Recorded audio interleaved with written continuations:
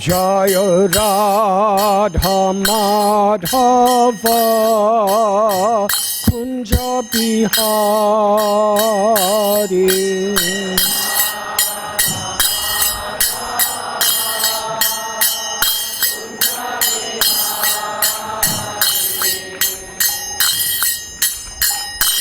Jaya Radha Madhava Kunja Bihari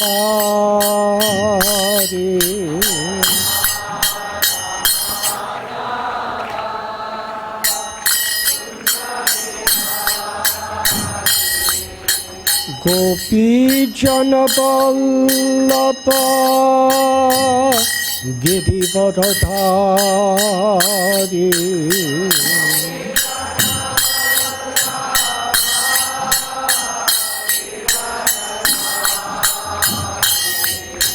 Gopi Jana Vallabha Girivardhari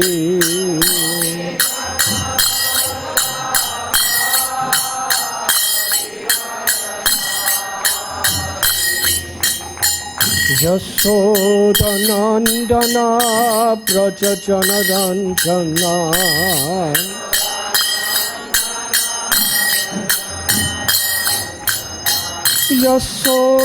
Yashodanandana Brajajana Ranjana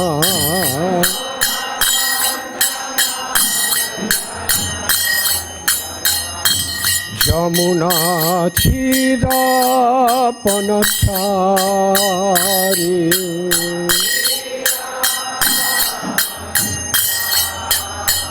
Yamuna Thira Panachari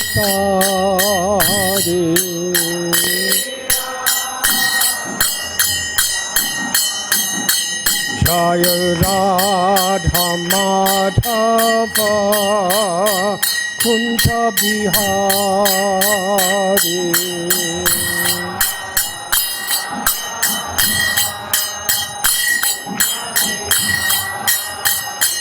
Jaya Radha Madhava Kunja Bihari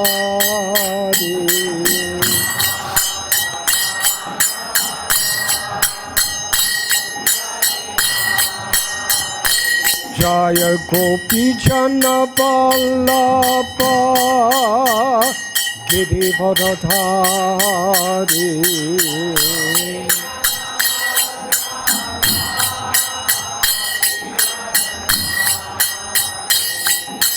Gopi Jana Vallabha Girivardhari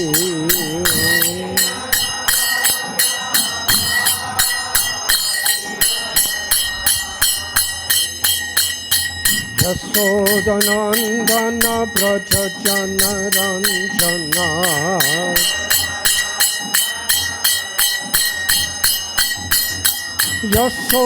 Yashodanandana Brajajana Ranjana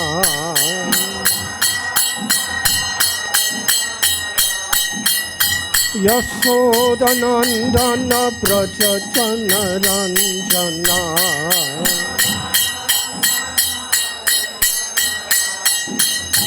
Yamuna Thira Panachari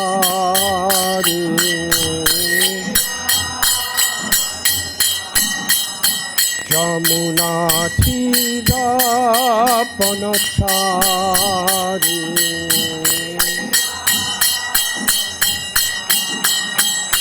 Jaya Radha Madhava Kunja Bihari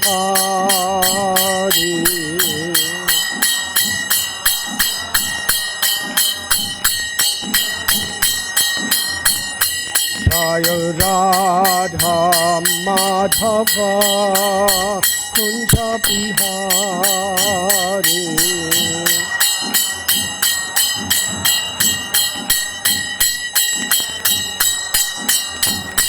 Jaya Radha Madhava Kunja Bihari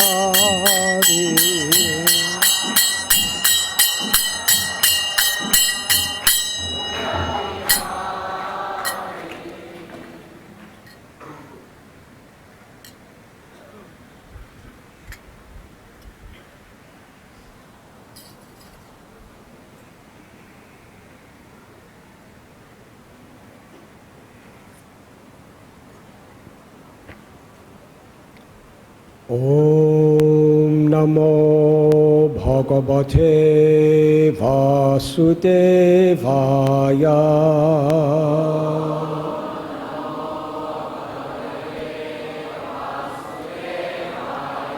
Om Namo Bhagavate Vasudevaya.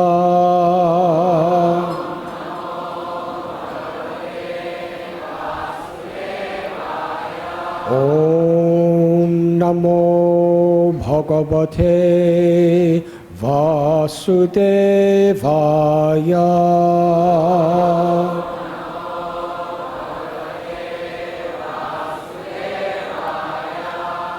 Om Jnantimidandasya Jnananjanachalakaya Chakshurumilitam Jena Tasmai Shri Gurave Namaha.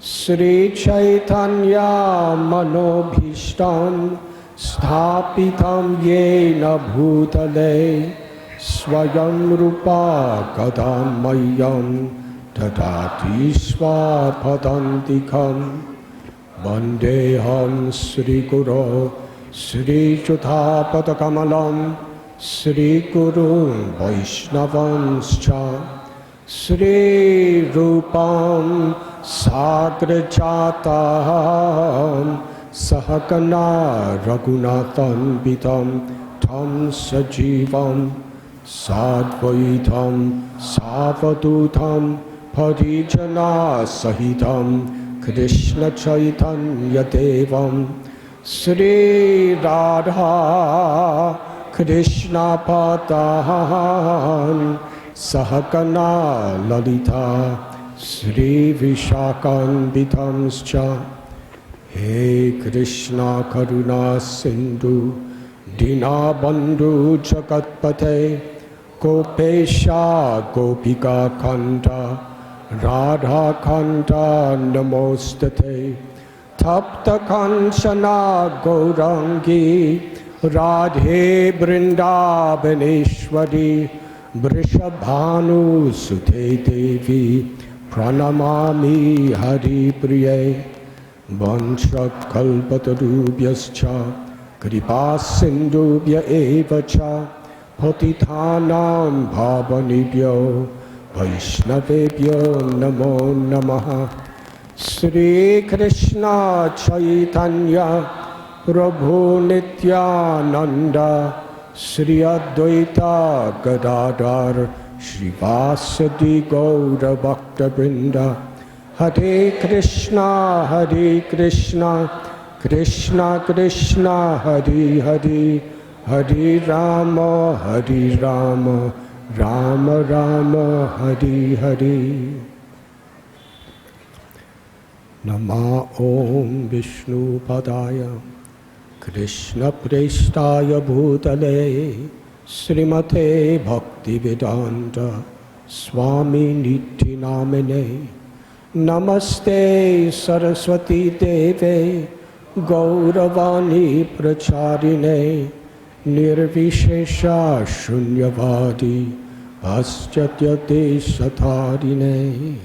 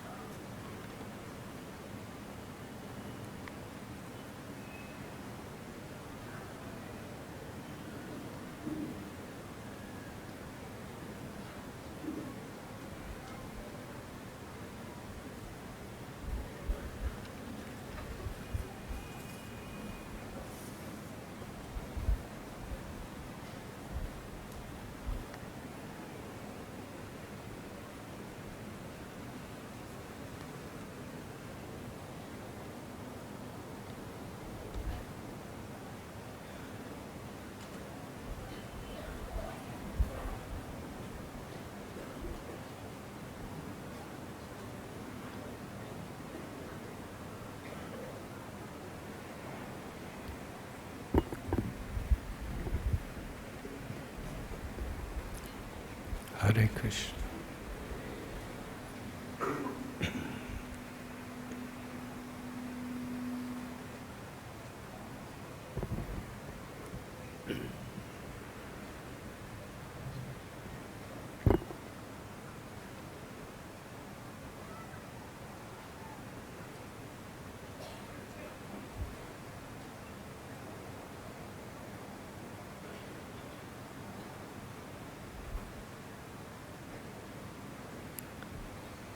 We were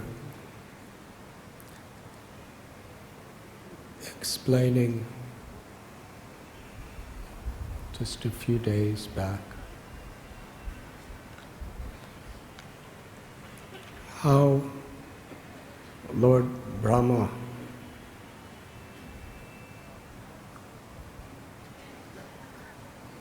the Father and Creator of everyone and everything within our particular universe,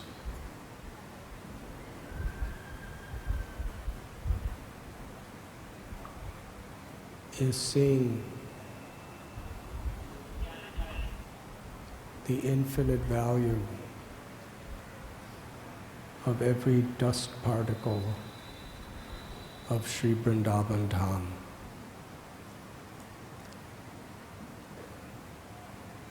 During the Brahma Vimohan Lila, where he wanted to exhibit his power, a power that no one in this world has. Krishna and his friends, the Gopas, were sitting on the bank of Yamuna, taking prasad. It is described how there was countless gopas in concentric circles surrounding Krishna. And each gopa was experiencing that Krishna is only looking at me. And they would take a bite out of some prasad, and it was so good. Their mothers cooked it. And it was so nice, they wanted to share it with Krishna. Krishna, this samosa is excellent. Please try it. And Krishna would take it. And then Krishna would take a bite out of something and share it with his friends. And then another friend would take a bite out of a laddu and say, Krishna, very nice laddu, please have. Krishna's Yagyabhuk. That means he's the Supreme Lord, Narayan, who receives all the sacrifices and offerings of all the devas, of all the Brahmins and sages and rishis everywhere. And that these simple cowherd boys, they're not Brahmins, they're not living like great sages, they're not chanting Vedic hymns, they're not even saying any mantras when they're offering to Krishna. They're taking the food right out of their mouths and Krishna's eating. And he's happier taking the remnants of the cowherd boys than he is with elaborate offerings made by demigods and kings. And that is Vrindavan, because it is offered with the intimacy of such love. We cannot imitate.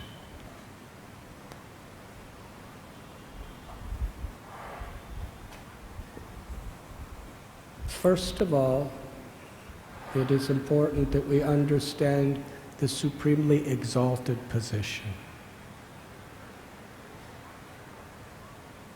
Brahma was thinking. He's taking the food from the mouths of his friends. Who is this? Let me see. So he exhibited some of his powers. He allured the little calves, because this is when Krishna and Balaram were taking care of calves.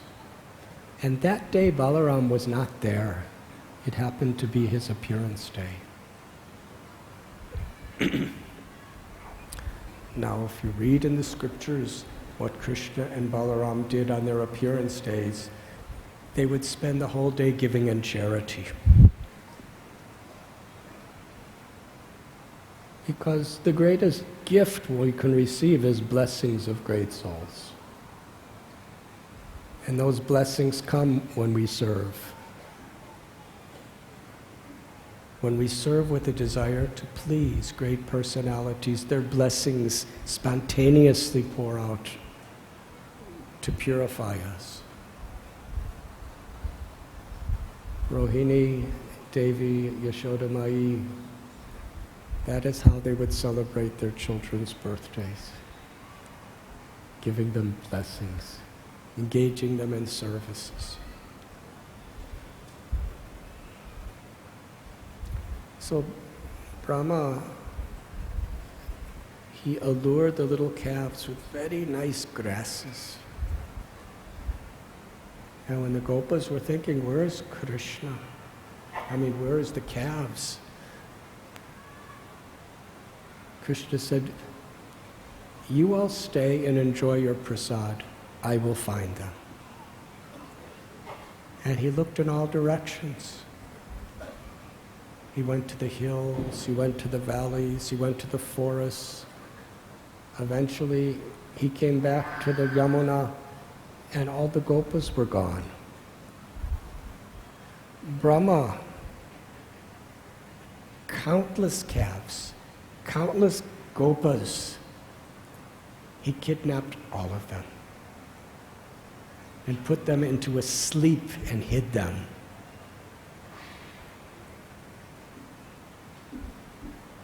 So what it was, Krishna knew it was time for everyone to return, and the mother cows were waiting for their calves eagerly, and all the mothers of the gopas.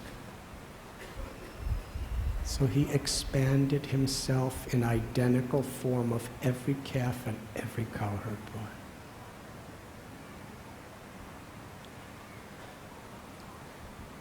And he came home.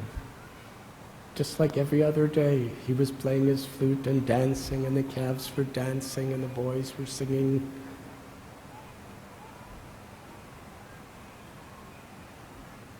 And each went to their mothers, and the calves drank from the cows, and each boy was bathed by their mothers and fed by their mothers. And 1 year passed, and not a single cow or father or mother or brother had the slightest thought that this is not my child.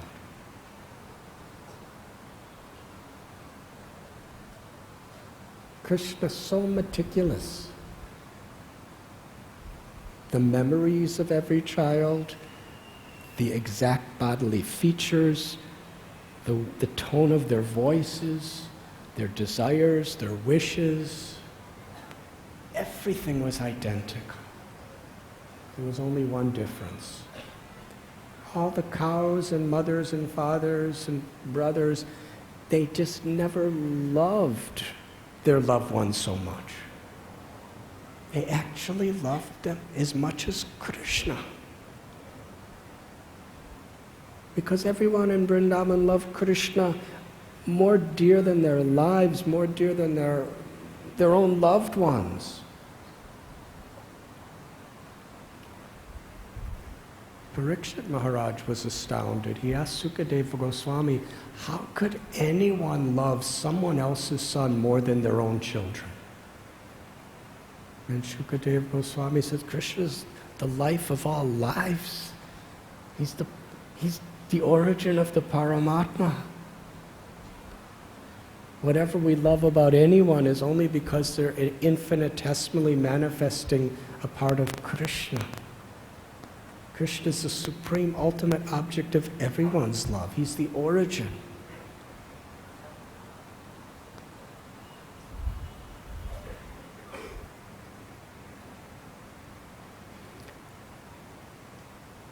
After a year, when Lord Brahma came to see what was the condition of chaos within Vrindavan, he saw everything exactly the same.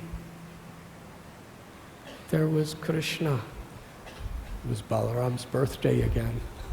He wasn't there. He was with all his friends, and there was all the calves. And Brahma went to where he hid them, and they were still there. And then he went back to Vrindavan, and he saw that they were here. And he went back, and he saw, and then he came, but they're here.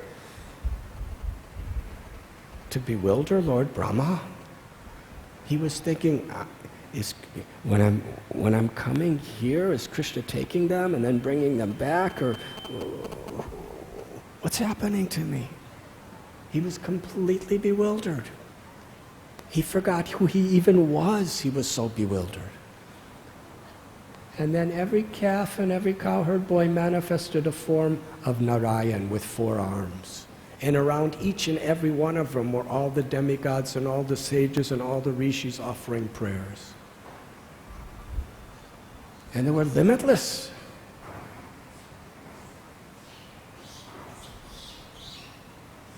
And Brahma stood completely speechless. And suddenly, everything disappeared. And there was just Krishna with a little lump of food in his hand, some yogurt and rice and fruit. And he was innocently looking for the calves and the boys like he was a year before. And suddenly Lord Brahma, because he humbled himself completely, all of his ego, and he's a Paramahamsa, great devotee, but still, in his role as the creator of the universe and the guna avatar of the Rajaguna, very powerful position in Brahmaloka. Whenever the demigods and the sages and rishis want an incarnation to come, they approach Brahma to pray on their behalf. That is his position. But when he completely surrendered to the intimacy and the sweetness of Krishna, he realized that Krishna's not even taking the role of God like Narayan. He's just a little cowherd boy looking for his friends. Lord Brahma realized this is the ultimate realization of the absolute truth, because it's the absolute revelation of love, of prema, that Krishna is sharing with his friends. He totally humbled himself. He surrendered his heart. He realized, I know nothing. Krishna, I'm yours. At that moment, Krishna revealed Vrindavan to him. He was already seeing Vrindavan.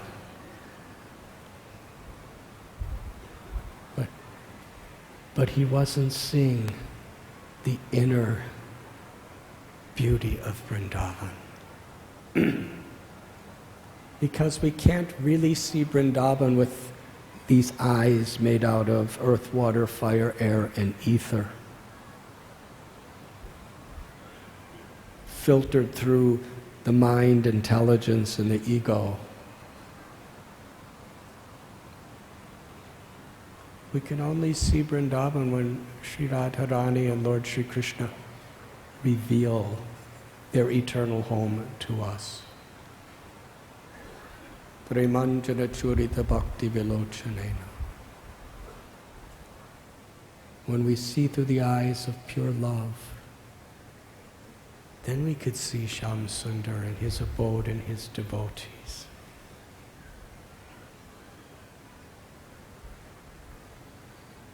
So when Brahma surrendered with gratitude to Krishna, then the same thing he was seeing with his 8 eyes completely transformed. He was seeing Vrindavan, but suddenly all the trees he was looking at, he realized they're kalpavriksha trees. He realized the dust on the ground that he had been seeing all along. Every grain was more precious than all the jewels and all the wealth in Brahmaloka and in the entire universe. Because Chintamani, it could fulfill all our desires. He was seeing each cow and calf as a surabhi, a kamadhenu, that can fulfill every spiritual desire of the soul. And now he was seeing that little boy Krishna as the supreme essence and the full completeness of all beauty, charm, and love. He was seeing Vrindavan as it is, by Krishna's grace. So as we're going from place to place in Vrindavan, sometimes you're in traffic jams, sometimes you're on buses, sometimes it's very hot, sometimes very cold, sometimes monkeys are attacking, sometimes hogs are blocking the roads. Sometimes people are begging and they just won't leave you alone. And sometimes it looks like there's poverty. And even worse than that for some of us is when we see all these 5-star hotels coming up.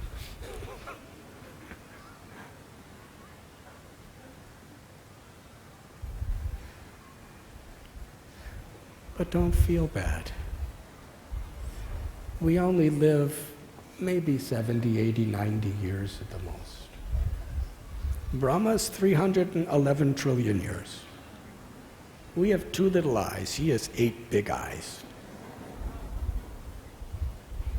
Brahmacharis, you're fortunate. You don't have to involve yourself in too many worldly affairs.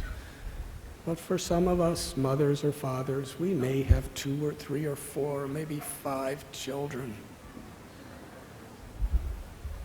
Brahma, everyone is his child. Not only all humans, all species of life are his grandchildren, great-great-grandchildren. Such a personality. And yet, he was taking Krishna and Vrindavan for granted until Krishna revealed the vision to him. Tene Brahma Hridaya Adikavaye Moyanti Yatsurya. All the Vedas are ultimately coming from Brahma. He's the most learned, but still.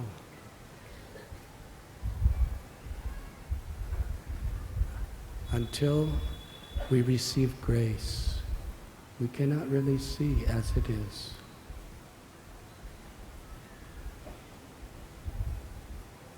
And Brahma wanted to be, actually he prayed.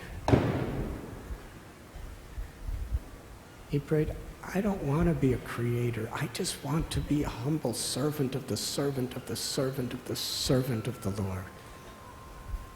And he performed tapasya for that purpose, where he wouldn't be distracted by any fame or prestige. but he could constantly remember the Lord. And Krishna gave him a benediction. You could be Haridas Thakur. You'll be born in an untouchable family where all people practically will look down on you and persecute you and think you're useless, but you'll be so happy and so humble, and you'll be constantly remembering me in ecstatic love as you chant the holy names of the Lord.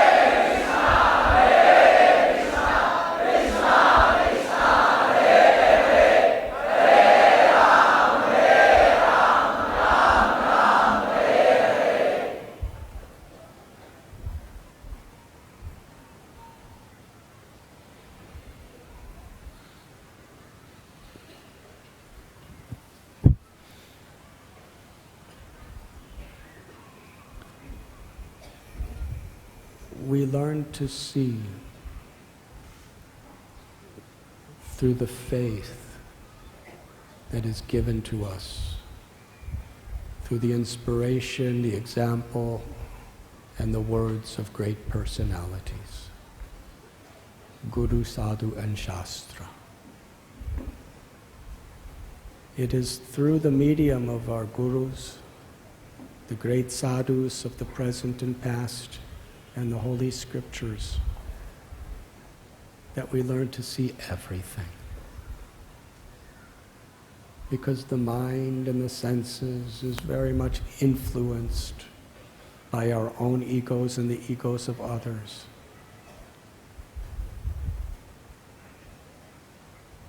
When Jagadananda Pandit wanted to come to Vrindavan, he's a gopi in his original Leela of Krishna, in Madhurya Ras. But in his Sadhaka Leela as a devotee of Sri Chaitanya Mahaprabhu, he wanted to go to Vrindavan. And Lord Chaitanya said, you can go, but always remain in the association of Srila Sanatana Goswami. Because if you stay too long, and if you're not really involved in the association of an advanced devotee serving, then you'll take things to be ordinary. And you'll take the people to be ordinary. And then you'll make offenses.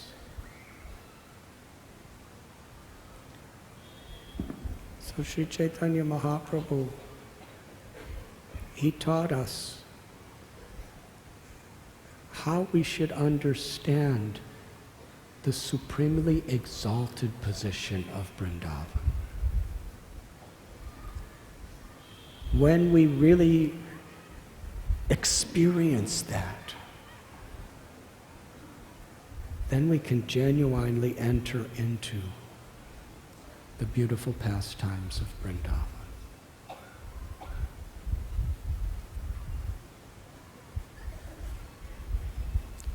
So everyone, please be grateful. We're here in the month of Kartik. Yes, the mind wanders here and there. The senses, the health, so many things. That's nice. All those difficulties help us to take shelter. We left off yesterday where we spoke the Leela of Krishna stealing butter. And it is described that when our hearts become very soft and sweet, like fresh butter, Krishna will steal our hearts. Unless Krishna steals our hearts, we cannot understand Krishna. In other words, unless Krishna reveals himself to us, we can't really understand. Everything is dependent on grace.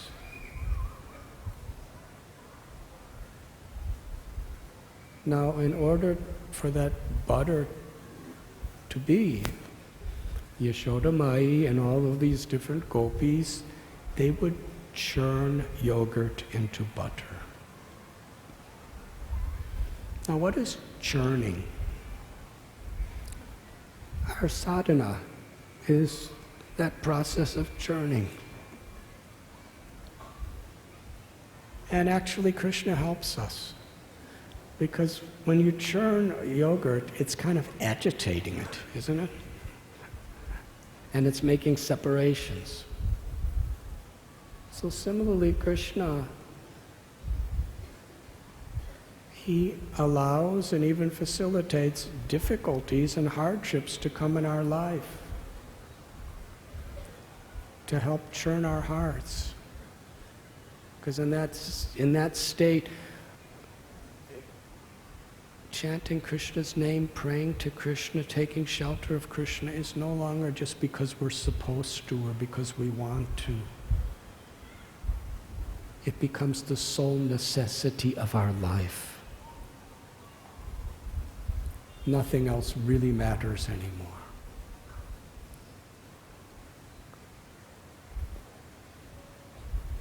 Lord Chaitanya told Kolavecha Sridhar that Krishna is controlled by devotional service or bhakti. And Krishna is controlled by any devotee who sincerely begs for bhakti. That is something every single one of us can do. Whatever we've done, whatever we have not done, wherever we've been born, whatever situation we have,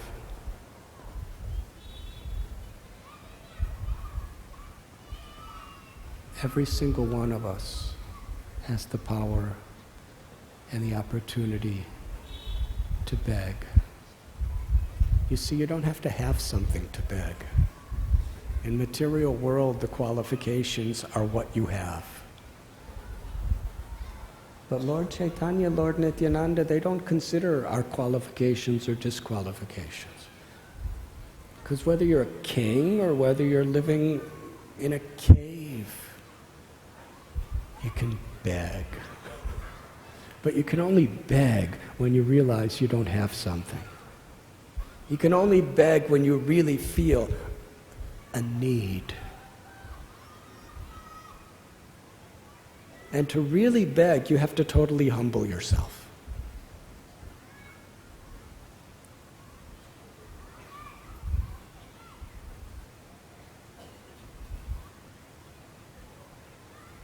If we beg for pure devotional service, Krishna comes under our control.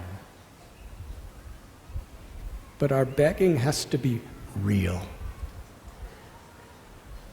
It means we really have to open our heart to receive.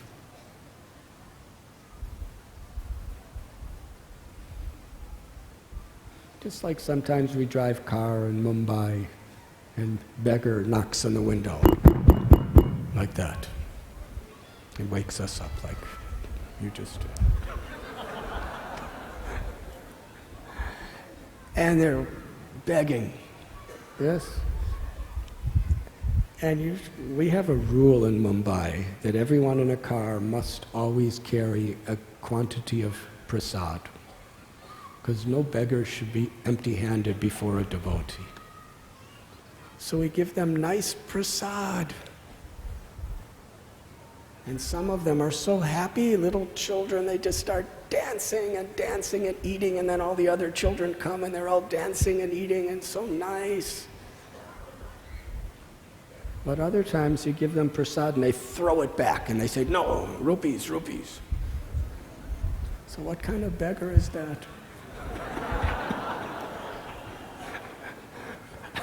I'm making up an analogy here.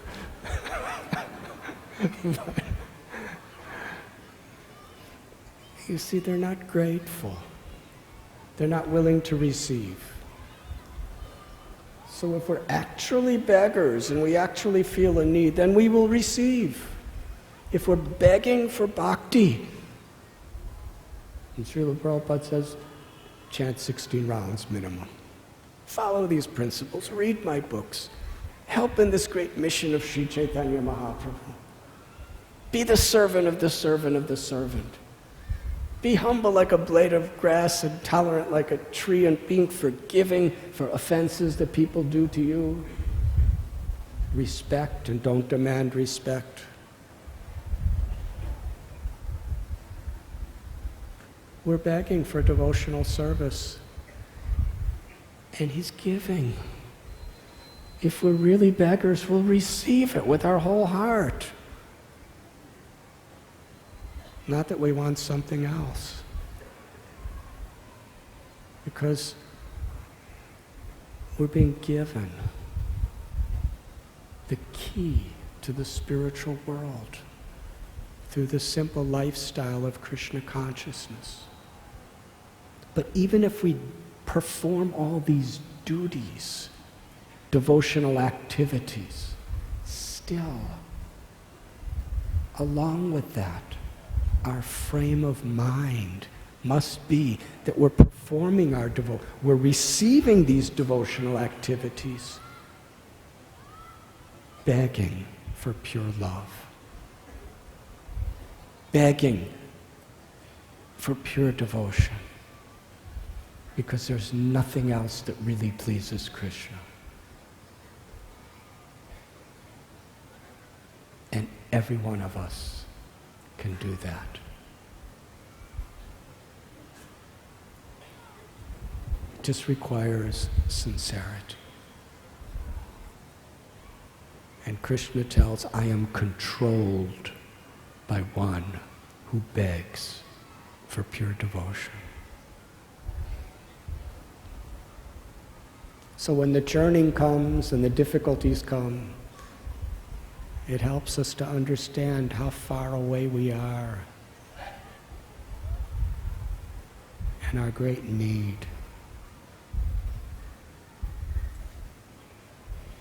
So yesterday we were talking the beautiful story.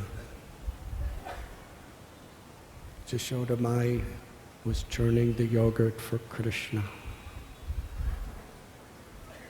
And ultimately,